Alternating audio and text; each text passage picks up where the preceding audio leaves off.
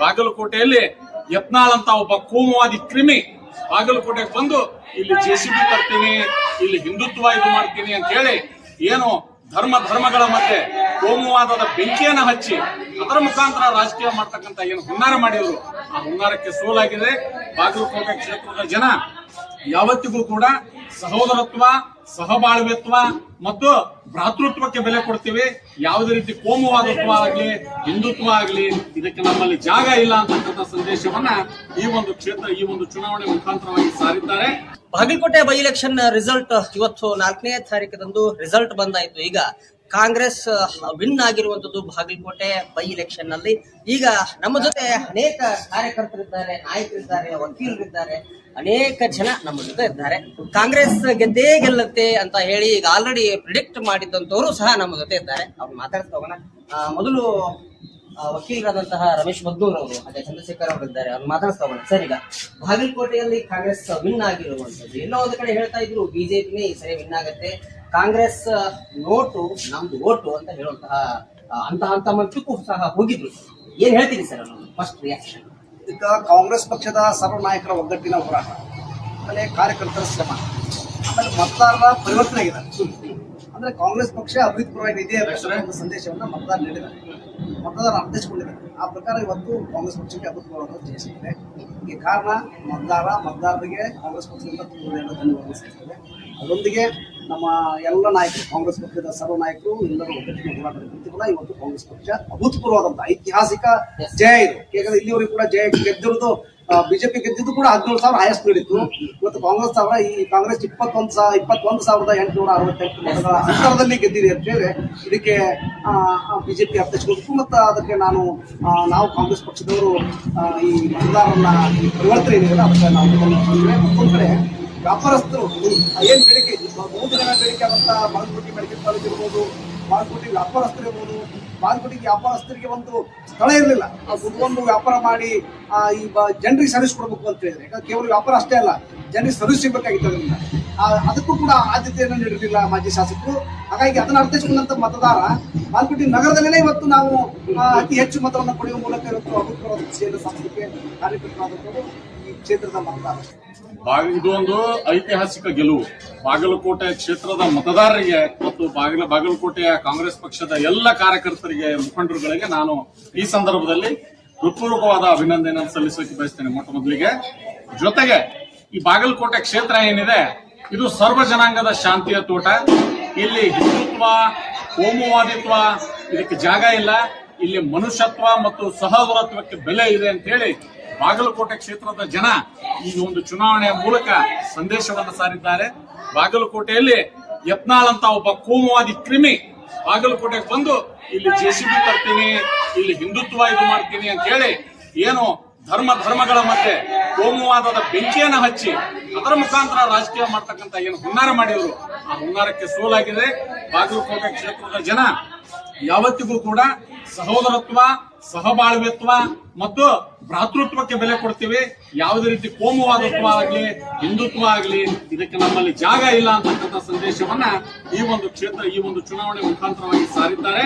ಜೊತೆಗೆ ಏನು ಕಾಂಗ್ರೆಸ್ ಪಕ್ಷದ ಎಲ್ಲ ಸನ್ಮಾನ್ಯ ಮುಖ್ಯಮಂತ್ರಿಗಳ ಜನಪರ ಕಾರ್ಯಕ್ರಮ, ಸನ್ಮಾನ್ಯ ಉಪಮುಖ್ಯಮಂತ್ರಿಗಳ ಕೊಟ್ಟಿರ್ತಕ್ಕಂಥ ಜನಪರ ಕಾರ್ಯಕ್ರಮ, ಅದರ ಜೊತೆಗೆ ಈ ಚುನಾವಣೆಯ ಉಸ್ತುವಾರಿಯನ್ನು ಹೊತ್ಕೊಂಡು ಇಲ್ಲಿ ಮೈಕ್ರೋ ಮ್ಯಾನೇಜ್ಮೆಂಟ್ ಮಾಡುವುದರ ಮುಖಾಂತರ ಬೂತ್ ಮಟ್ಟದಲ್ಲಿ ಕಾಂಗ್ರೆಸ್ ಪಕ್ಷವನ್ನ ಸಂಘಟಿಸಿ ಈ ಒಂದು ಗೆಲುವಿನಲ್ಲಿ ಬಹಳ ಪ್ರಮುಖ ಪಾತ್ರವನ್ನು ವಹಿಸಿರ್ತಕ್ಕಂಥ ಸನ್ಮಾನ್ಯ ಶ್ರೀ ಸತೀಶ್ ಜಾರಕಿಹೊಳಿ ಅವರ ಚುನಾವಣೆಯ ಚಾಕಚಕ್ಯತೆ, ಜೊತೆಗೆ ಕಾಂಗ್ರೆಸ್ ಪಕ್ಷದ ನಮ್ಮ ಉಸ್ತುವಾರಿ ಸಚಿವರಾಗಿರ್ತಕ್ಕಂಥ ಸನ್ಮಾನ್ಯ ಶ್ರೀ RB ತಿಮ್ಮಾಪುರ್ ಅವರು ಏನು ಪಕ್ಷದ ಎಲ್ಲ ಕಾರ್ಯಕರ್ತರನ್ನ ಒಗ್ಗೂಡಿಸಿಕೊಂಡು ಸಂಘಟಿತ ಹೋರಾಟವನ್ನು ಮಾಡಿದರು.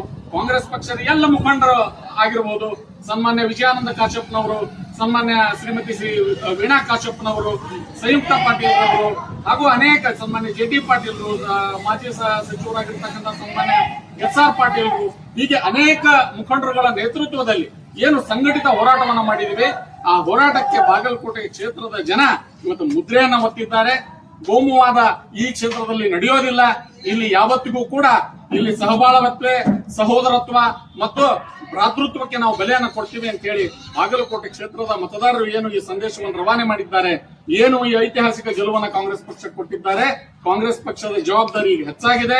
ಜನರ ನಿರೀಕ್ಷೆಗೆ ತಕ್ಕಂತೆ ಏನು ಆಯ್ಕೆಯಾಗಿರ್ತಕ್ಕಂಥ ನಮ್ಮ ನೂತನ ಶಾಸಕನಾದ ಉಮೇಶ್ ಹುಲ್ಲಪ್ಪ ಮೇಟಿಯವರು ಅವರ ತಂದೆಯವರು ಯಾವ ರೀತಿಯಾಗಿ ಜನರ ಮಧ್ಯೆ ಜನರ ನಿರೀಕ್ಷೆಗೆ ತಕ್ಕಂತೆ ಕೆಲಸವನ್ನು ಮಾಡ್ತಾ ಇದ್ರು, ಅದೇ ರೀತಿಯಾಗಿ ಕೆಲಸವನ್ನ ಅವರು ಕೂಡ ಮುಂದುವರಿಸ್ತಾರೆ ಅನ್ನತಕ್ಕಂಥ ಆಶಯವನ್ನ ಈ ಸಂದರ್ಭದಲ್ಲಿ ವ್ಯಕ್ತಪಡಿಸ್ತಾ ಈ ಏನು ಅಭೂತಪೂರ್ವ ಗೆಲುವಿಗೆ ಕಾರಣೀಭೂತರಾಗಿದ್ದಾರೆ ಬಾಗಲಕೋಟೆ ಕ್ಷೇತ್ರದ ಎಲ್ಲ ಮತದಾರರಿಗೆ ನಾನು ಈ ಸಂದರ್ಭದಲ್ಲಿ ಎಲ್ಲ ಸಮುದಾಯದ ಮುಖಂಡರುಗಳಿಗೆ ನಾನು ಈ ಸಂದರ್ಭದಲ್ಲಿ ಅನಂತ ಕೃತಜ್ಞತೆಗಳನ್ನ ಸಲ್ಲಿಸುವುದರ ಜೊತೆಗೆ ಏನು ಎಲ್ಲ ವರ್ಗದ ಜನರನ್ನ ಜೊತೆಗೆ ತೆಗೆದುಕೊಂಡು ಹೋಗ್ತಕ್ಕಂಥ ಕಾಂಗ್ರೆಸ್ ಪಕ್ಷ ಮುಂದಿನ ದಿನಮಾನಗಳಲ್ಲಿ ಈ ಕ್ಷೇತ್ರದಲ್ಲಿ ತನ್ನದೇ ಆಗಿರ್ತಕ್ಕಂಥ ಎಲ್ಲ ಜನರ ಜೊತೆಗೆ ತೆಗೆದುಕೊಂಡು ಹೋಗ್ತಕ್ಕಂಥ ಕೆಲಸವನ್ನು ಮಾಡ್ತದೆ. ಬರೀ ಹಿಂದುತ್ವ ಕೋಮುವಾದಿತ್ವ ಅಂತ ಹೇಳ್ತಕ್ಕಂಥ ಬಿಜೆಪಿ ಈ ಚುನಾವಣೆಯಿಂದ ಪಾಠ ಕಲಿಬೇಕಾಗ್ತದೆ. ಜನರನ್ನ ಒಡೆದು ಬ್ರಿಟಿಷರ ಏನು ಒಡೆದು ಆಳುವ ನೀತಿಯನ್ನ ಮುಂದುವರಿಸಿದ್ದಾರೆ ಬಿಜೆಪಿಯವರು, ಅದನ್ನ ಕೈ ಬಿಡಬೇಕು. ಇಲ್ಲ ಅಂತಂದ್ರೆ ಮುಂದಿನ ದಿನಮಾನಗಳಲ್ಲಿ ಬಿಜೆಪಿಗೆ ಬಾಗಲಕೋಟೆ ಕ್ಷೇತ್ರ ಅಷ್ಟೇ ಅಲ್ಲ, ಬಾಗಲಕೋಟೆ ಕರ್ನಾಟಕ ರಾಜ್ಯದಲ್ಲಿ ಯಾವತ್ತಿಗೂ ಕೂಡ ಮತದಾರರ ಜಾಗ ಕೊಡೋದಿಲ್ಲ ಅಂತಕ್ಕಂಥ ಸಂದೇಶವನ್ನ ಈ ಚುನಾವಣೆ ಮುಖಾಂತರ ಸಾರಿದ್ದಾರೆ ಅಂತ ಹೇಳಿ ಸಂದರ್ಭದಲ್ಲಿ ಹೇಳ್ಬೋದು.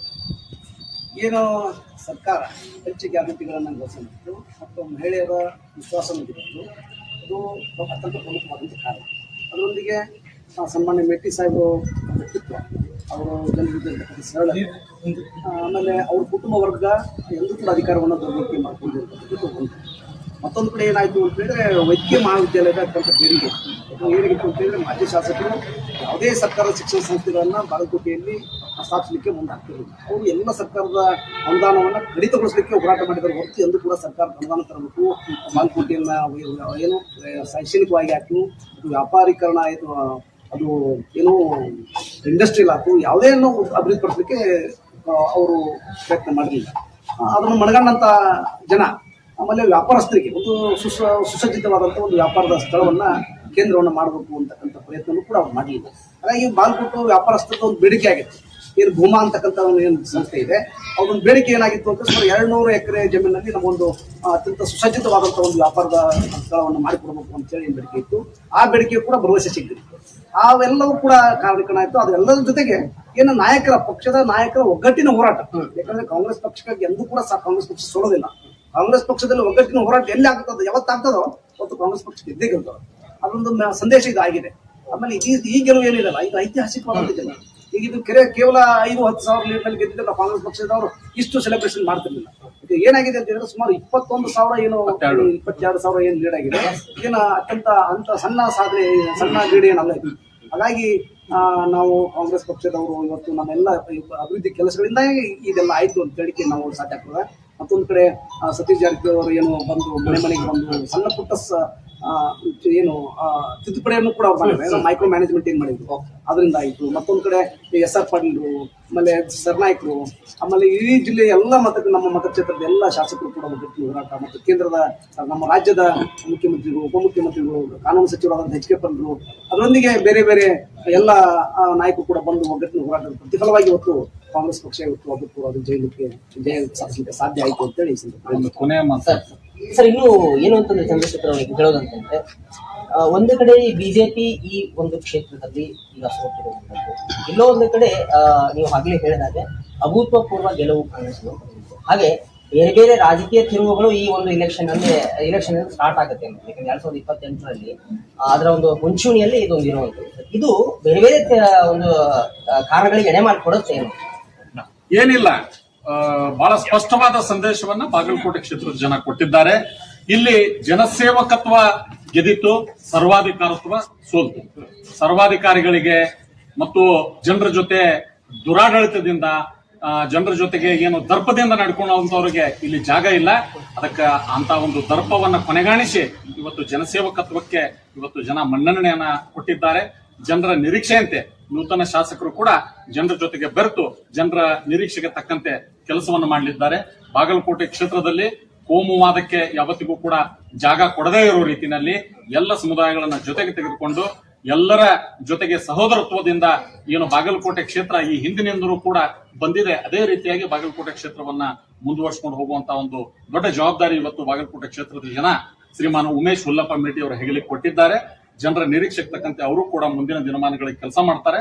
ಯಾವುದೇ ಕಾರಣಕ್ಕೂ ಕೂಡ ಬಾಗಲಕೋಟೆ ಕ್ಷೇತ್ರದ ಜನ ಈ ಒಂದು ಚುನಾವಣೆಯ ಮೂಲಕವಾಗಿ ಏನು ಸರ್ವಾಧಿಕಾರತ್ವ ಇತ್ತು ಆ ಸರ್ವಾಧಿಕಾರತ್ವವನ್ನ ಕೊನೆಗಾಣಿಸಿ ಜನಸೇವಕತ್ವಕ್ಕೆ ಮನ್ನಣೆಯನ್ನು ಕೊಟ್ಟಿದ್ದಾರೆ ಅಂತ ಹೇಳಿ ಹೇಳ್ಬೋದು. Okay sir, thank you sir, thank you very much. ಇದಿಷ್ಟು ಬಾಗಲಕೋಟೆ ಬೈ ಎಲೆಕ್ಷನ್ ಗೆಲುವಿನ ನಂತರ ಕಾರ್ಯಕರ್ತರು ಹರ್ಷೋದ್ಗಾರವನ್ನು ವ್ಯಕ್ತಪಡಿಸಿದ್ರು. ಅನೇಕ ಕಡೆ ಪಟಾಕಿಯನ್ನ ಸಿಡಿಸಿ ಸಹ ಹರ್ಷವನ್ನ ವ್ಯಕ್ತಪಡಿಸಿದ್ದಾರೆ. ನಮ್ಮ ಗೆಲುವು ಒಂದು ಅಭೂತಪೂರ್ವವಾಗಿರುವಂತಹ ಗೆಲುವು. ಸುಮಾರು 72,000 ಓಟ್ಗಳ ಮುಖಾಂತರ ನಾವು ಗೆಲುವನ್ನ ಸಾಧಿಸಿದ್ದೇವೆ. ಸೊ ಮುಂದೆ ದಿನಮಾನಗಳಲ್ಲಿ ನಾವು ಕಾರ್ಯಪ್ರವೃತ್ತರಾಗ್ತೇವೆ. ಅಭಿವೃದ್ಧಿಯೇ ಒಂದು ನಮ್ಮ ಮಂತ್ರ ಅಂತ ಹೇಳ್ತಾ ಇದ್ದಾರೆ ಕಾರ್ಯಕರ್ತರು. ಮುಂದಿನ ಒಂದು ವಿಶೇಷವಾಗಿರುವಂತಹ ವರದಿಯೊಂದಿಗೆ ಮತ್ತೆ ಬರ್ತೀನಿ. ಎಲ್ಲರಿಗೂ ನಮಸ್ಕಾರ. ಒಂದೇ ಮಾತಿರ.